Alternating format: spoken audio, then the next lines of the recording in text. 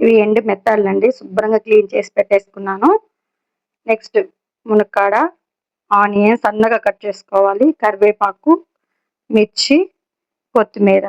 ఇప్పుడు తయారు చేసుకునే విధానం చూసేద్దాం. ప్యాన్ పెట్టేసుకొని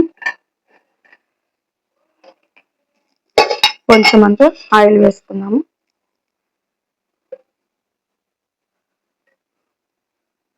ఆయిల్ కొంచెం ఎక్కువే పడుతుందండి, ఎందుకంటే వీటిలో మనం వాటర్ వేసేది ఉండదు కాబట్టి ఆయిల్ ఎక్కువ పడుతుంది. చూసుకొని వేసుకోండి, ఓకేనా ఫ్రెండ్స్.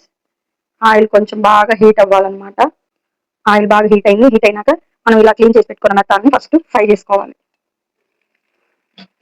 ఫ్రై చేసి ఈ పక్కన పెట్టేసుకోవాలి.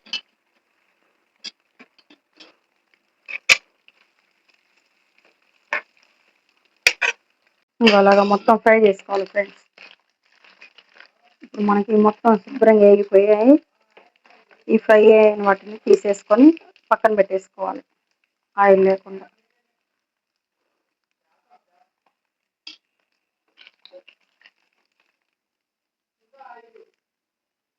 ఇప్పుడు ఇది ఆయిల్లో ఫ్రెండ్స్ ఆనియన్స్ వేసుకోవాలన్నమాట.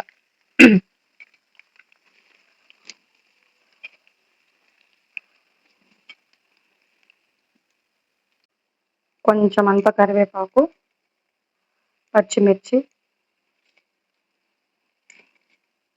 ఇవి బాగా ఫ్రై అవ్వాలి.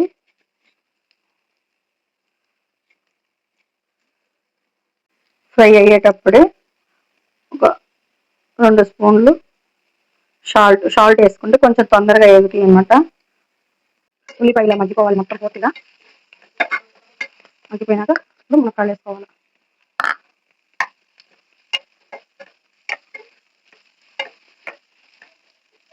మునక్కాయలు అలా మగ్గేటప్పుడు మనం కొంచెం అంతా అల్లం వెల్లుల్లి పేస్ట్, కొంచెం పసుపు,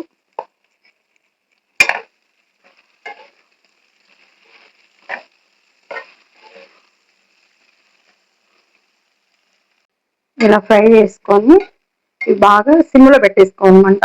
ఒక 5 minutes సిమ్లో పెట్టేసుకుంటే మునక్కాయలు కూడా బాగా మెత్తబడిపోతాయి అన్నమాట.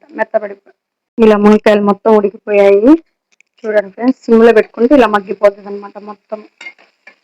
మనకి మునక్కాయ కూడా ఉడికిపోయింది. నెక్స్ట్ వచ్చేసి మనం ఈ ఫ్రై చేసుకున్న మెత్తాలు వేసుకోవాలి.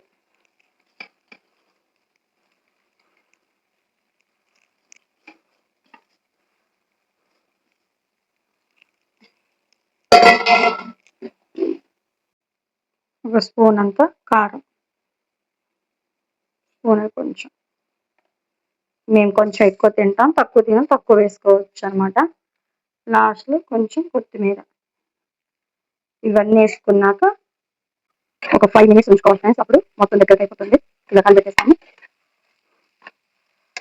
ఒక 5 minutes ఇలా పెట్టేసుకోవాలి. మళ్ళీ రెడీ అయిపోయింది ఫ్రెండ్స్. అది ఎంతో టేస్టీ అయినా ఎండు మెత్తాలు మునక్కాడ ఉల్లిపాయ కర్రీ రెడీ ఫ్రెండ్స్. మీలో ఎంతమందికి ఎండు మెత్తాలు కర్రీ ఇష్టమో కామెంట్ చేయండి. నాకైతే చాలా ఇష్టము. మీకు ఎంతమందికి ఇష్టమో కామెంట్ చేయండి ఫ్రెండ్స్. రెడీ అయిపోయింది. ఇంకా స్టవ్ ఆఫ్ చేసేసుకొని తినేయడమే.